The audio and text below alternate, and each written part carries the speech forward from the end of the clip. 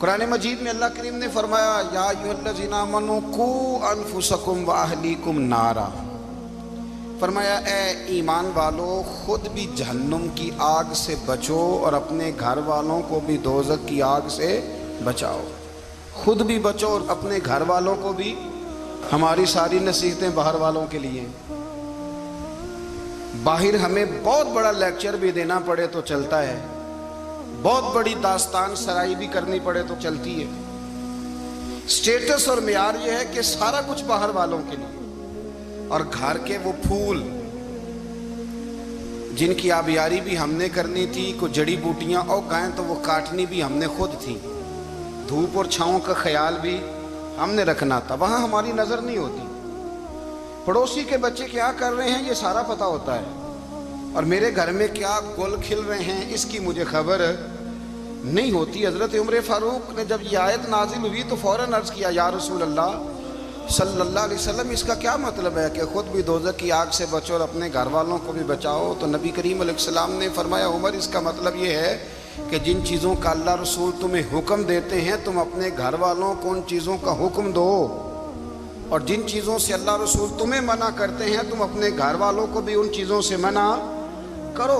حضرت عمر فاروق کی زندگی میں جو چیز آپ کو بہت زیادہ ملے گی نا وہ یہ ہے کہ آپ نے جتنا کڑا احتساب محاسبہ باہر والوں کا کیا ہے نا، اس سے زیادہ بڑھ کے اپنا اور اپنے گھر والوں کا کیا ہے۔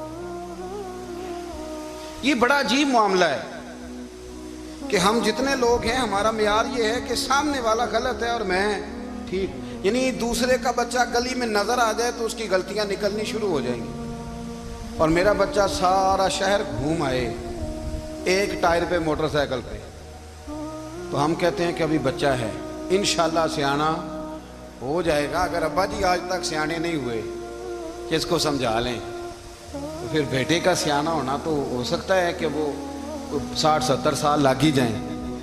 گھر کے اندر جب تک توجہ نہیں ہوتی، اور سب سے پہلے جب تک اپنی ذات پر توجہ نہیں ہوتی، میں کہا کرتا ہوں کہ باہر لیکچر چلتا ہے گھر میں عمل چلتا ہے۔ لیکچر باہر چلتا ہے گھر کے اندر عمل چلے گا۔ باہر تو آپ نے کہہ دیا نماز پڑھا کرو، ختم ہو گئی بات، لیکن گھر میں بچے نماز تب پڑھیں گے جب ان کے والد نماز پڑھیں گے۔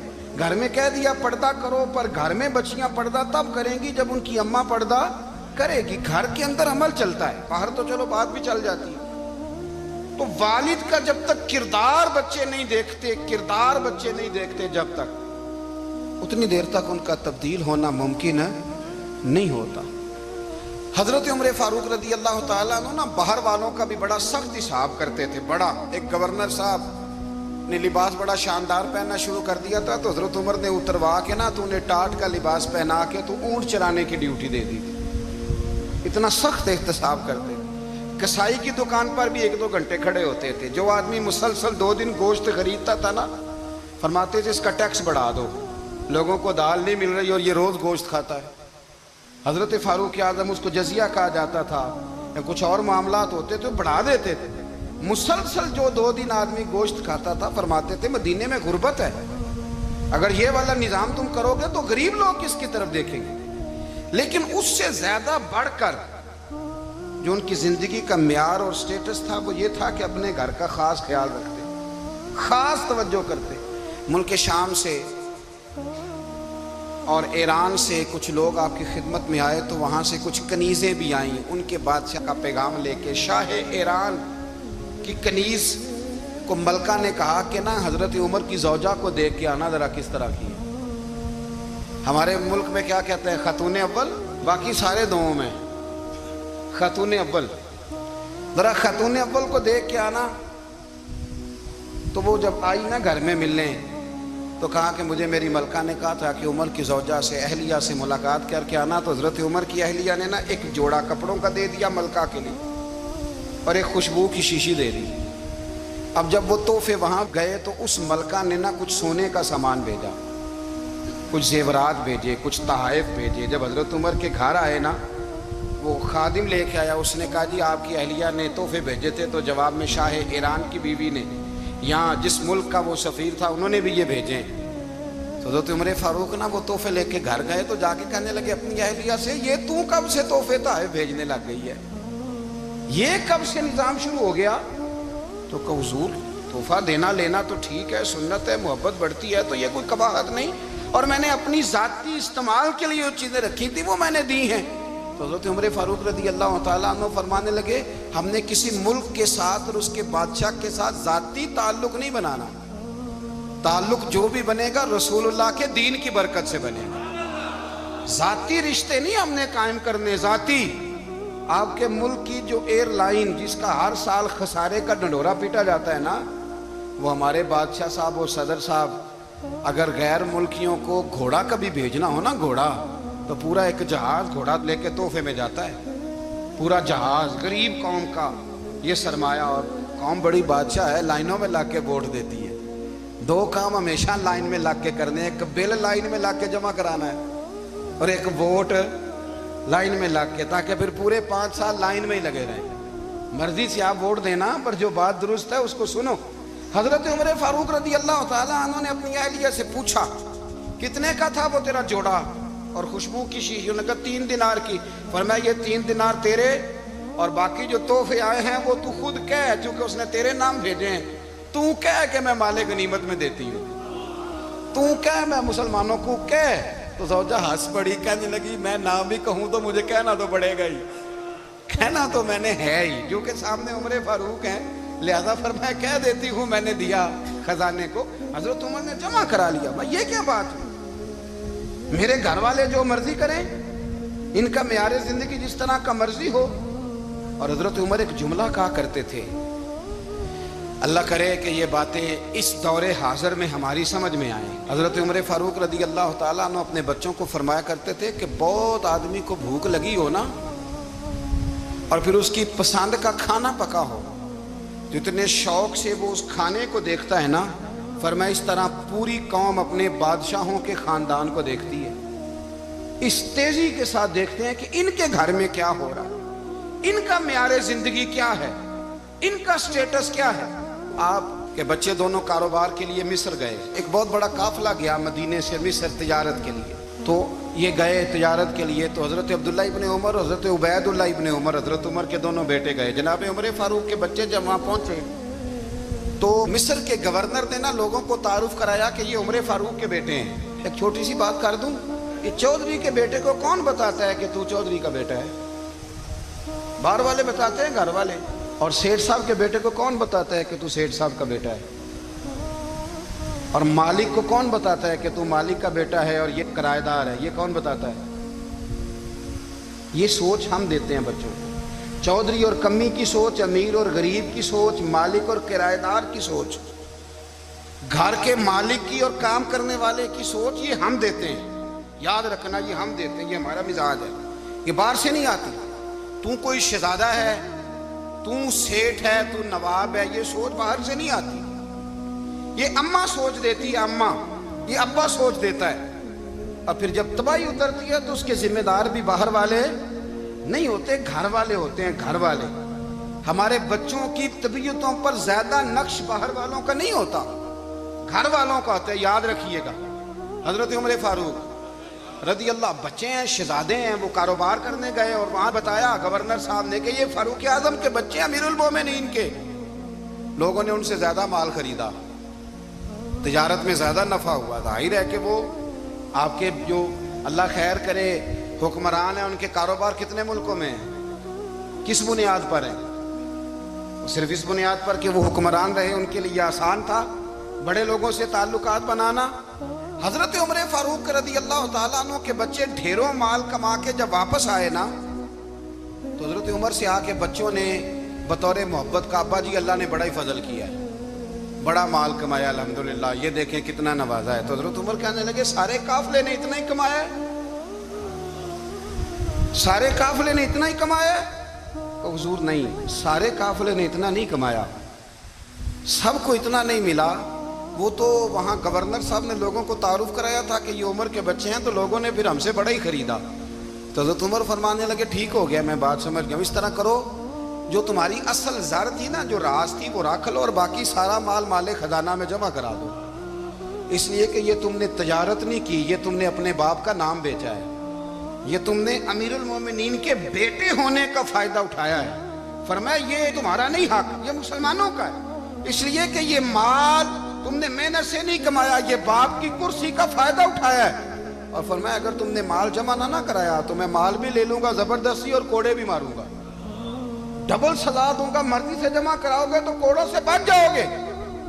بڑے بیٹے نے تو جمع کرا دیا تو چھوٹا تھوڑا پریشان ہوا، تو حضرت عبداللہ ابن عمر چھوٹے بھائی کا ماتھا چوم کے کہنے لگے بیٹے چپ کر کے جمع کرا، یہاں بھی فخر کر کے ہم عمر کے بیٹے ہیں اور قیامت میں بھی فخر کریں گے کہ ہم فاروق اعظم کے بیٹے ہیں۔ یہاں بھی ناز کریں گے اور وہاں بھی ناز کریں گے کہ عمر کے بچے ہیں۔ ہمارے باپ نے خود بھی حلال ہی کھایا ہے، اور جب ہماری کمانے کی باری آئی ہے تو ہمیں حکم بھی حلال کھانے کا دیا۔ بھائی ہمارا مزاج دے، بچہ جب لے کے آتا ہے 2 لاکھ روپیہ تو کبھی پوچھا کہاں سے آیا ہے؟ جب وہ پہلے دن غلط دوستوں کے پاس جا کے بیٹھتا ہے تو کبھی نکالا ہے گھر سے اسے؟ یہ بہت سارے خمیازے ہمیں اس لیے بھگتنے پڑتے ہیں کہ ہم ابتدا میں سوراخ بند نہیں کرتے، جب اس میں شگاف پڑ جاتا ہے، سیلاب آتا ہے تو ہمیں ہوش آتی ہے۔ حضرت عمر نے اپنے گھر میں نگرانی رکھی، کڑی نگرانی۔ زیادہ نماز گھر میں پڑھتے تھے حضرت عمر، نفلی نمازیں زیادہ کیوں بلا؟ میرے اصحاب مجھے حکم دیتے تھے کہ فرض نماز کے علاوہ نمازیں گھر میں پڑھنا، بچوں کو عادت پڑے گی، ذوق پیدا ہوگا، ان کو پتہ چلے گا کہ ہمارے گھر میں 5 وقت کوئی اور کام بھی ہوتا ہے۔ بھائی یاد رکھیں کہ آپ نے اگر سجدہ کرنا ہے تو بچہ لیٹ جائے گا، اسے پتہ کوئی نہیں سجدہ کیا ہے، لیکن جب گھر میں کبھی قرآن ابا جی کھول لئی نا، میں اکثر کہتا ہوں جب ابا جی کا موڈ بن جائے نا لیکچر دینے کا، وہ گھر میں شروع ہو جاتے ہیں، کہتے ہیں آپ لوگ نماز نہیں پڑھتے اس لیے میرے کاروبار میں برکت کوئی نہیں، تم سویرے قرآن پاک نہیں کھولتے تو میں تباہ ہو گیا ہوں۔ تو میاں آپ نے کب گھر میں قرآن پاک کھولا تھا؟ آپ نے کب نماز پڑھی؟ آپ نے کب گھر کے اندر اللہ رسول کا ذکر کیا تھا؟ آپ نے کب حدیث چھیڑی؟ آپ نے بھی تو گھر کے اندر جب بھی آپ آئے ہیں تو آپ نے وہی کچھ کیا جو دنیا دار کرتے ہیں۔ آپ بھی تو اپنا موبائل لے کے الگ کونے میں بیٹھ گئے، آپ نے بھی تو کہا ہے کہ اب تمہارے چینل ختم، اب میری مرضی والا چلے گا۔ تو جو آپ نے کیا ہے بچے بھی وہی کام کریں گے۔ آپ نے بھی گپ شپ لگائی ہے تو وہ بھی لگا رہے ہیں۔ یہ سمجھ لیں جو کام آپ کریں گے آپ اپنے بچوں کی سیرت میں اس کا جلوہ دیکھ لیں گے۔ بڑی پکی سی بات ہے کہ آپ کو بچے کی عادتیں دیکھ کے سمجھ آ جائے گی کہ میں بھی یہی کرتا تھا اور یہ بھی۔ حضرت عمر فاروق رضی اللہ تعالیٰ عنہ وصال فرما گئے، تو آپ کے وصال کے بعد حضرت عثمان غنی رضی اللہ تعالیٰ عنہ نے آپ کی ایک بیوہ سے نکاح کیا، حضرت عمر کی ایک بیوہ سے۔ جب وہ آپ کے نکاح میں آئی تو کہنے لگی حضرت عثمان غنی سے کہ حضور نہ تو میں خوبصورت ہوں اور نہ میں جوان ہوں، نہ آپ کی کوئی خدمت کر سکتی ہوں، میرے ساتھ نکاح کرنا سمجھ میں نہیں آیا۔ کیا شاندار جواب دیا حضرت عثمان غنی نے، کیا خوبصورت جواب دیا۔ فرمانے لگے میں نے اس لیے نکاح نہیں کیا کہ مجھے تمہارے حسن سے دلچسپی تھی یا تمہاری خدمت کی ضرورت تھی، میں نے تو اس لیے نکاح کیا ہے کہ مجھے بتاؤ عمر فاروق گھر کے اندر اپنے رب کی عبادت کس طرح کرتے تھے، وہ قرآن پاک کس طرح پڑھتے تھے، وہ رویا کیسے کرتے تھے، استغفار کا طریقہ کیا، کس وقت کس انداز میں وہ اپنے رب کو یاد کرتے تھے۔ اس لیے کہ عمر کئی دفعہ گھر سے آتا تھا تو میں اس کے چہرے پر نور دیکھا کرتا تھا، میں روشنی دیکھتا تھا، ایک معیار دیکھتا تھا۔ نکاح اس لیے کیا ہے کہ مجھے عمر کی جو گھر کے اندر کی عبادت ہے اس سے آگاہ کرو، تاکہ عثمان غنی بھی چاہتے ہیں اس طرح کے عمل کرو جس طرح کہ عمر فاروق کر کے گئے ہیں۔ بھائی جب تک ہم اپنے گھر میں وہ توجہ نہیں دیں گے، وہ مزاج دیکھیں نا، ہمارے گھروں میں جب نقشہ پاس ہوتا ہے تو ٹی وی لان بھی اس میں ہوتا ہے، ڈرائنگ روم بھی ہوتا ہے، نماز کی جگہ بھی ہوتی ہے نقشے میں۔ صحابہ جب گھر بناتے تھے تو ایک مسجد بیت کا نقشہ پاس کرتے تھے، ذہن میں رکھتے تھے کہ یہ کونا نماز کے لیے، وہاں جوتے لے کے کوئی نہیں جائے گا، وہاں نماز پڑھی جاتی تھی، عورتیں وہاں اعتکاف کرتی تھیں۔ ٹی وی لان تو آ گیا ہے اور گھر کے اندر ٹی وی رکھنے کے لیے تو ایک کمرہ الگ سے بنا دیا گیا ہے، اور اب جو نئے نقشے پاس ہو رہے ہیں اس کے اندر گھروں کے اندر جگہ بنائی گئی ہے جہاں کمپیوٹر رکھے جائیں گے، اور بچوں کے لیے وائرنگ ہوگی نیچے تاکہ انہیں کوئی مشکل درپیش نہ ہو۔ یہ ساری چیزیں ہم نے نہانے کے لیے گھروں کے اندر اتنے بڑے واش روم بنائے ہیں کہ لگتا یہ ہے کہ سوائے نہانے کے اور کام ہی نہیں کوئی گھر میں ہوگا، ہر چیز آ گئی۔ پر اللہ کرے کوئی تفسیر بھی ٹیبل پہ پڑی نظر آئے، کوئی حدیث کی کتاب بھی ٹیبل پہ پڑی نظر آئے، اللہ کرے کہ جس طرح ابا لطیفہ سن کے آتا ہے تو جب تک سنا نہ لے اسے ہضم نہیں ہوتا، اللہ کرے کہ وہ جمعے میں بیان سن کے جائے تو اس کا بھی دل کرے میں اپنے بچوں کو سناؤں۔ وہ نبی پاک کی کوئی حدیث کہیں سے سنے تو گھر جا کے سنائے۔ جب تک یہ معیار نہیں بنتا، آپ کیسے توقع کرتے ہیں کہ گھر کے اندر اللہ کی رحمتیں نازل ہوں گی؟ آپ یہ کیسے توقع کرتے ہیں کہ گھر کے اندر وہ معیار اور وہ مزاج بنے گا؟ حضرت عمر فاروق نے ذاتی زندگی پر جو توجہ دی، گھر والوں کے معیار پر جو توجہ دی حضرت عمر فاروق رضی اللہ تعالیٰ عنہ نے، وہ بھی بڑی دیدنی ہے۔ حضرت ابو موسیٰ اشعری کو نا آپ نے وزیر خزانہ بنایا تھا، تو حضرت ابو موسیٰ اشعری کہتے ہیں کہ حضرت عمر کو شے خزانے میں رہنے تو دیتے نہیں تھے۔ ایک دن نا میں صفائی کر رہا تھا اس کمرے کی جس میں خزانہ رہتا تھا۔ ہمارے تو ملک میں جو جاتا ہے وہ صفائی کر کے ہی جاتا ہے، اللہ خیر کرے۔ اور خیر معیار بدلتا ہے، جو پچھلی حکومت ہوتی ہے وہ قرضہ اٹھاتی ہے، وہ باہر سے جاتی ہے تو قرضہ لے کے آتی ہے، اور جو نہیں آتی ہے وہ کہتی ہے ہمیں پیکج مل گیا ہے، وہ قرضہ نہیں اٹھاتے۔ ان کو کیا ملتا ہے؟ یعنی پچھلی نے قرضہ لیا تھا اور ہم نے، واہ جی واہ کیا خوبصورت انداز ہے، اس کا نام بدل کے نا، انہوں نے قرضہ لیا تھا اور ہم نے، میں کہا بڑے شاندار سیانے بندے ہو گئی۔ حضرت سیدنا ابو موسیٰ اشعری کہتے ہیں کہ میں نے نا مال غنیمت کی صفائی کی تو 1 دینار مجھے نا کہیں پڑا ہوا مل گیا، تو فرماتے ہمیں اجازت ہوتی تھی کہ 1 دینار ہم اپنی مرضی سے کہیں خرچ کر سکتے تھے۔ اگر آپ ناراض نہ ہوں تو ہمارے ہاں جب چیئرمین صاحب، ناظم صاحب ٹھیکے دیتے ہیں تو ٹھیکیدار ان کا چھوٹا بھائی ہوتا ہے، یا چچا کا بیٹا ہوتا ہے، یا خالہ کا بیٹا ہوتا ہے۔ وہ خود ناظم ہوتے ہیں اور ان کا چھوٹا بھائی ٹھیکیدار ہوتا ہے، یعنی وہ نا سارا کچھ گھر کے اندر ہی رہتا ہے، گھر کے اندر ایک پیسہ دیتا ہے، دوسرا واپس اس کو واپس کر دیتا ہے، گھر کے اندر ہی۔ اب تو خیر ہمارے لوگ سمجھدار ہو گئے، ایک بندہ ایک سیاسی جماعت میں ہوتا ہے، دوسرا دوسری میں، اور تیسرا جس کی بھی حکومت آئی، حکومت تو ہماری رہے گی نا، ایک بندہ تو ہے نا اس جماعت میں۔ یہ اچھا لوگوں نے ایک طریقہ نکالا ہے۔ تو حضرت عمر کے بیٹا گزر رہا تھا تو حضرت ابو موسیٰ اشعری کہتے ہیں میں نے صفائی کی تو 1 دینار نکلا، تو میں نے وہ 1 دینار نا حضرت عمر کے بیٹے کو دے دیا۔ میں نے کہا لو بیٹا اپنے چچا کی طرف سے تحفہ۔ تو گھر جا کے انہوں نے حضرت عمر کو بتایا کہ چچا نے پیسے دیے ہیں، چھوٹے بچے تھے۔ حضرت عمر نے حضرت ابو موسیٰ اشعری کو بلا لیا اور بلا کے فرمانے لگے میں تو تمہیں اپنا دوست جانتا تھا اور تو نے میری اولاد کو ہی دنیا دار بنانا شروع کر دیا، میرے بچوں کو ہی تم نے دنیا دار پیسوں پہ لگانا شروع کر دیا، میں تو تمہیں یار سمجھتا تھا۔ فرمایا تمہیں چاہیے تھا میرے بیٹے کو نصیحت کرتے کہ بیٹا پیسوں سے رب راضی نہیں ہوتا، اس کی رضا والے کام کیے جائیں تو رب راضی ہوتا ہے۔ اور فرمایا تمہیں کوئی اور گھر نہیں ملا تھا تباہ کرنے کے لیے، میرا ہی گھر ملا تھا، اٹھاؤ اپنا دینار اور خبردار آج کے بعد میرے بچوں کے ساتھ یہ والی نیکی نہ کرنا۔ اور ہمارا کیا سٹیٹس ہے؟ دوستی ہے یہ اس سے جو تحفے زیادہ دے، جو بچوں کو خراب کرنے میں مدد زیادہ کرے، اس کے ساتھ یہ رہا۔ حضرت عمر نے گھر پہ اور سب سے بڑھ کر اپنی ذات پہ توجہ کی۔ حضرت ابو مالک رضی اللہ تعالیٰ عنہ کہتے ہیں میں عمر کے پیچھے پیچھے ایک باغ میں گیا، اکثر اس باغ میں جایا کرتے تھے، اور عمر جا کے نا تو درخت کے نیچے بیٹھ گئے اور فرمانے لگے او امیر المومنین اللہ سے ڈر جا، ورنہ جس رب نے حکومت دی ہے وہ عذاب بھی بڑا دے گا، ڈر جا رب سے۔ کبھی ساری زندگی حضرت عمر نے اپنا کوئی تعارف نہیں کرایا، کبھی نہیں۔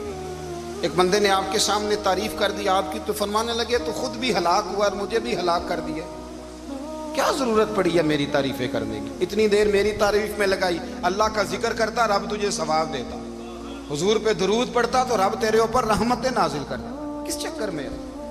آج جتنا اچھی کوئی خوشامد کرے اتنی اچھی وزارت ملتی ہے، جتنی اچھی اس کو جو ہے وہ چاپلوسی کرنی آیا درجہ بھی اسے اتنا ہی اچھا ملتا ہے۔ حضرت عمر فاروق رضی اللہ تعالیٰ عنہ آپ کے بیٹے کہتے ہیں، صاحب فتوح الشام نے لکھا ہے، آپ کے صاحبزادے کہتے ہیں میں نکلا تو میرے ابا جی نا اپنی پشت پر مشکیزہ رکھ کے کنویں سے پانی بھر کے آ رہے تھے۔ میں دوڑ کے آگے گیا، میں نے کہا ابا جی مجھے دے دے۔ فرمانے لگے بیٹا تیرا کیا خیال ہے، کوئی اور نہیں تھا مشکیزہ بھر کے لانے کے لیے، تیرا کیا خیال ہے؟ کہا ابا جی بڑے لوگ تھے پر آپ کیوں اٹھا رہے ہیں؟ فرمانے لگے نفس نا ذرا میرا بڑا ہو گیا تھا، اسے ذرا ذلیل کر رہا ہوں، ذرا اپنا محاسبہ کر رہا ہوں، یہ مجھے کہہ رہا تھا تو بڑی چیز ہے، تو میں نا ابھی مشکیزہ گھر رکھ کے آؤں گا، پھر تیری ماں نے مجھے کہا ہے کہ گھر میں لکڑیاں کوئی نہیں جلانے کے لیے، फिर मैं जंगल से लकड़ियां काट के लाऊं। अमीरुल मोमिनीन बन के ना तो मेरा नफ्स थोड़ा बड़ा हो गया। अब यकीन करें हमारा आज़मा खराब हो जाता है जब तक हमारा तारुफ सही ना हो, हमारा तारुफ ठीक ना हो। मैं ये होता हूं, मैं वो होता हूं। छोड़, मिट्टी देते मिट्टी रहना ही, मिट्टी देते मिट्टी रहना ही। एवी कादी बल्ले बल्ले, अज मिट्टी दे उत्ते बंदिया ते कल मिट्टी दे थल्ले। मिट्टी देते मिट्टी रहना ही, कादी बल्ले। मुझे पूछ लो, मुझे जान लो, मेरा नाम ले लो, मैं भी आया हूं, मैं भी होता हूं, मेरा भी ये तज़किरा है। जिसको अपना तारुफ कराना पड़ गया उससे भी ज्यादा कमजोर कोई है? फोटो में दिखाता फिरता है फलाने के साथ फोटो, फलाने तो कमजोर बंदा ये काम कर। हजरत उमर फारूक, अल्लाह अकबर, हजरत उमर जैसा बंदा 24 लाख मुरब्बा मील का हुक्मरान, और शाह रूम को खत लिख के कहता है मैं मिन्नत नहीं करता, मैं हुक्म देता हूं। ना तगड़ा बंदा। जंगे कादसिया के लिए हजरत साद बिन नबी वकास को भेजा, फतुह शाम पढ़ के देखें। हजरत उमर बड़े परेशान हैं, इतने दिन हो गए कोई रिपोर्ट ही नहीं आई। अब तो मोबाइल है ना, एक एक मिनट की रिपोर्ट लें आप, बल्कि आप एक एक मिनट की फोटो लें आप, रिपोर्ट तो दूर रह गई। हजरत उमर फारूक रदी अल्लाह ताला अन्हु बड़े परेशान है कि कादसिया में हजरत साद बिन नबी वकास के साथ लोग जिहाद करने गए, रिपोर्ट कोई नहीं आ रही। इतने परेशान थे कि बाहर निकल के ना उस रास्ते पे बैठ जाते जो रास्ता कादसिया की तरफ से आता था। जो भी आता जाता पूछते जंग के क्या हालात हैं। उधर जब अल्लाह ने फतह दे दी ना तो हजरत साद बिन नबी वकास रदी अल्लाह ताला अन्हु ना एक कासिद को खत दे के भेजा। कहने लगे उमर के पास जाओ, उन्हें इत्तला दो कि अल्हम्दुलिल्लाह अल्लाह ने इस्लाम को फतह अता कर दी। ये हजरत उमर को जाके देना। वो बड़े परेशान होंगे। वो जो उस जमाने में इस तरह होता था कि कई दूर दूर से सहाबा जो दूसरे शहरों के मुल्कों के रहने वाले होते थे वो भी आके शामिल हो जाते थे जिहाद में। कोई एक दफ़ा मदीने आया, कोई 2 दफ़ा आया, फिर अपने अपने इलाकों में। बहुत सारे लोगों ने ज्यादा दफ़ा हजरत उमर को देखा भी नहीं था। वो जो कासिद खत लेके आया था ना, उसने एक आध दफ़ा देखा था, हजरत उमर बूढ़े हो गए, वो पहचानता नहीं था। उधर से वो खत लेके आ गया। हजरत उमर मदीने से बाहर निकल के उस रोड पे बैठे थे जो कादसिया से आता था। जब उस आदमी को आते देखा तो हजरत उमर उठ के खड़े हो गए, फरमाने लगे कादसिया से आ रहे हो? वो क्या कहता है? फटे पुराने कपड़े, टूटे हुए जूते, सर पे पुरानी पगड़ी। कहने लगे गुलाम मदीने के रहने वाले हो? हजरत उमर कहने लगे हाँ मदीने का हूँ। कहा मैं कादसिया से आया हूँ, अल्हम्दुलिल्लाह अल्लाह ने इस्लाम को फतह दे दी है, अल्हम्दुलिल्लाह कुफर की कमर टूट गई है। उसने ये बात करके तो घोड़े को एड़ी लगाई, घोड़ा दौड़ने लगा मदीने के। हजरत उमर भी साथ साथ दौड़ रहे। फरमाने लगे अच्छा बताओ खालिद बिन वलीद का क्या हाल है? थोड़ा आगे जाके फरमाने लगे उसामा बिन ज़ैद कैसे? वो कहते ठीक है। फिर उसने और घोड़ा, उमर साथ साथ दौड़ रहे हैं, साथ साथ। 24 लाख मुरब्बा मील का हुक्मरान, एक जूता पैर से निकल गया, उमर दौड़ रहे हैं। आगे जाके पूछते हैं साद बिन नबी वकास का क्या हाल है? कहा हुजूर वो भी ठीक है। कितने लोग मेरे शहीद हो गए मुसलमानों में से? कहने लगा सही गिनती का नहीं पता, ये लफ्ज अदा होते होते मदीने की सरहद आ गई। लोगों ने उमर को घोड़े के साथ दौड़ते देखा तो कहा अमीरुल मोमिनीन क्यों दौड़ रहे हैं? वो गुलाम छलांग लगा के नीचे आया, कदमों में बैठ गया। कहने लगा हुजूर आपने बताया ही नहीं आप अमीरुल मोमिनीन है। आप फरमाने लगे क्या बताता? मैं तो ऊंट चराने वाले का पुत्र हूं, क्या बताता? वो उमर हूं जिसने अपने गुनाहों का हिसाब देना है, क्या बताता? जो साद बिन नबी वकास को जिहाद पे भेज के खुद बुज़दिलों की तरह घर में बैठा है, क्या बताता? कोई हैसियत नहीं, कोई तार। तूने अच्छा किया, तू तो मुजाहिद था, मुझे साथ साथ दौड़ाया, तूने अच्छा किया। जितने लोग थे चीखे मार के रोने लगे। हजरत फारूक आजम से कहने लगे उमर जब तक तेरे जलवे रहेंगे अल्लाह कामयाबियां ही अता फरमाएगा, जब तक तेरा रंग रहेगा अल्लाह ताला नवाजता ही रहेगा। कुछ नहीं, कभी अपना आप जाहिर ही नहीं किया। बहुत बड़े थे, बहुत बड़े थे हजरत उमर, बड़े थे। हजरत अबू राफे गुलाम थे, कुरान पाक बड़ा सोना पढ़ते थे। हजरत उमर जब भी उन्हें मिलते कहते अबू राफे तो उमर से अच्छा है, कुरान बड़ा शानदार पढ़ता है। तो वो कहते हुजूर अगर मैं कुरान सही पढ़ता हूँ तो आपको कुरान की तशरीह ज़्यादा सही आती, आप भी तो मुझसे अफजल हैं। तो आप फरमाते नहीं फिर भी तो मुझसे अफजल है। क्यों? इसलिए कि तू अपने आका की नौकरी भी ठीक करता है और रब की इबादत भी ठीक करता है, और मुझे खाली सिर्फ इबादत करनी होती है वो भी ठीक नहीं कर पाता। सारी जिंदगी अपना मुहासबा, सारी जिंदगी अपने गिरेबान में देखा, सारी जिंदगी अपने आप को परखा, अपने आप को टटोला, 62 साल उम्र बीत गई। हजरत हुज़ाफा बिन यमान एक सहाबी थे, मेरे नबी करीम अलैहिस्सलाम ना उनसे राज की बातें करते थे। हर बंदे का आज़मा ठीक नहीं होता, सबसे राज की बात नहीं करनी चाहिए। हजरत हुज़ाफा बिन यमान कहते हैं हुजूर राज की बातें बताते। मदीना मुनव्वरा में जो मुनाफिकीन थे उनकी लिस्ट भी नबी पाक ने हजरत हुज़ाफा बिन यमान को दी थी। जब कोई मशकूक आदमी मर जाता ना तो सहाबा कहते हम देखते अगर हजरत हुज़ाफा ने जनाजा पढ़ा है तो हम भी जनाजा पढ़ लेते। नबी पाक ने भी कुछ जनाजे नहीं पढ़े, तिरमिजी में है, फरमाया उस्मान से जो बुग़्ज़ रखे उसका जनाजा नहीं पढ़ेंगे। हजरत हुज़ाफा बिन यमान अगर जनाजा पढ़ते तो लोग पढ़ते, वो ना पढ़ते तो लोग जनाजा ना पढ़ते। हजरत हुज़ाफा बिन यमान कहते हैं जनाब उमर फारूक की खिलाफत के आखिरी अय्याम थे, कुछ दिनों के बाद वो शहीद हो गए। फरमाते आधी रात का वक्त था, मैं घर में सोया था बड़ा बेफिक्र, अचानक मेरे दरवाजे पे दस्तक हुई, मैं घबरा के उठा, इतनी रात को कौन आया? कहते हैं कुर्बान जाऊं, दरवाजे पे गया तो अमीरुल मोमिनीन फारूक आजम दरवाजे पे। मैंने कहा उमर कोई हुक्म था तो मुझे बुला लेते। कहने लगे मैं ना अमीर बन के नहीं आया, तेरा वीर बन के आया हूं। अमीरुल मोमिनीन की हैसियत से सरकारी काम से बुलाता तो वहां बुलाता, मुझे एक जाती काम पड़ गया। कहते मैंने उमर को घर की अंदर बुला के चारपाई पे बिठाया, मैंने कहा हुजूर मैं गरीब आदमी, मैं क्या आपके काम आ सकता हूं? तो कहते उन्होंने ना मुझे साथ बिठा लिया, फिर मेरा हाथ पकड़ लिया, कहने लगे तू उमर को जानता है? उमर झूठ नहीं बोलता। तू जानता है? उमर वादों का पक्का है। कहा हुजूर जानता हूं। कहा मैं उस वक्त आया हूं जब देख भी कोई नहीं रहा। हजरत हुज़ाफा बिन यमान कहते हैं परेशान हो गया, हुजूर पहेलियां ना बुझवाए, मेहरबानी कर बताएं किधर आए हैं। तो उमर फारूक फरमाने लगे 62 साल का हो गया हूं, 63 में चल रहा है, दाढ़ी सफेद हो गई है, फल पक गया, उठ फरीदा सुत्या, दाढ़ी आ गई पूर, अग्गा नेड़े आ गई, पिछा रह गई दूर। अब ना अब कब्र अशर का मामला साफ नजर आने लगा है। कहा हुजूर मुझसे क्या चाहते हैं? हजरत उमर रो पड़े, कहने लगे आज मैं इशा के बाद निकला हूं तो नबी पाक के सहाबा मुझे नेक कह रहे थे, फिर मैंने बच्चों की माँ से और बच्चों से भी पूछा है, वो भी मुझसे राजी हैं, पर हुज़ाफा तेरे साथ नबी पाक राज की बातें करते थे, सच बता कहीं उमर का नाम मुनाफिकों में शामिल तो नहीं? सच बता उन मुनाफिकीन में तो शामिल नहीं, कहीं ऊपर ऊपर से तो नहीं सारा कुछ? हजरत हुज़ाफा बिन यमान कहते हैं मैं बाप के मरने पे इतना नहीं रोया जितना उमर के सवाल पे रोया। मैं कदमों में बैठ गया, मैंने कहा नहीं उमर ये तो मैंने नहीं सुना, लेकिन ये मैंने नबी पाक से ज़रूर सुना है कि मेरे बाद अगर कोई नबी होता तो उमर इब्ने खत्ताब होता।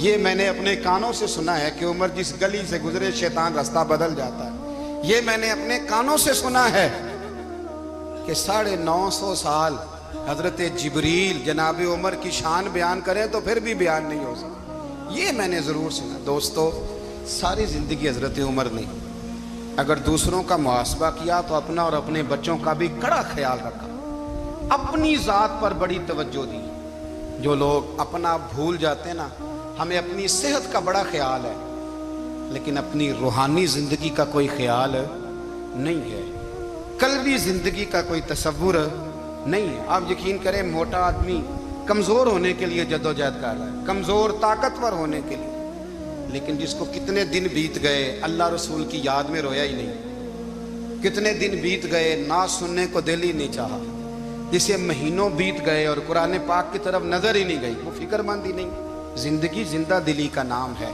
मुर्दा दिल क्या खाक जिया करते हैं। भाई हजरत उमर की जिंदगी दौरे हाजिर में हमें यह सबक देती है कि कड़ी निगरानी रखो अपने पौधों की, कड़ा ख्याल रखो अपने जाती बाग का, और ये जो तुम्हारे दिल की दुनिया है ये तुम्हारी रूह की जिंदगी है, इसका मुहासबा करते रहो। नबी करीम अलैहिस्सलाम ने फरमाया अपना हिसाब खुद कर लो कबल इसके कि तुम्हारा हिसाब किया जाए। अपना हिसाब, हम सारी दुनिया का हिसाब करते फिरते हैं, कोई कहाँ से कमाता है कहाँ खाता है, पर अपना हिसाब हुजूर ने फरमाया हिसाब कर लो कबल इससे कि तुम्हारा हिसाब। मौला अली फरमाते हैं नमाज पढ़ लो कबल इसके कि तुम्हारी नमाज पढ़ी जाए। अपना मुहासबा करें, थोड़ा सा ना ऊपर दाएं बाएं देखने की बजाय थोड़ी सी गर्दन झुका के ना, दरवेश कहते हैं बुरे बंदे नु मैं लब्बन टुरिया, ते जग ते मिलया ना कोई, अपने अंदर झाती पाई ते मैथों बुरा ना कोई। थोड़ी सी ना, थोड़ी सी अपनी तरफ तवज्जो दें। हम ना बेचैन वक्त गुजार रहे हैं, बेकरार हैं, बेसुकून हैं। सबब ये है कि हमने ना अपना हिसाब करना छोड़ दिया है। हिसाब करोगे, बेहिसाब तो बंदा रोटी खा ले तो बीमार हो जाता है, और अगर ज़िंदगी बेहिसाब गुजरे, गुनाहों का हिसाब ही ना किया जाए, तकवे की तरफ तवज्जो ही ना की जाए, तो फिर ज़िंदगी दुश्वार हो जाती है। हमेशा मिदहत खैरुल अनाम में गुजर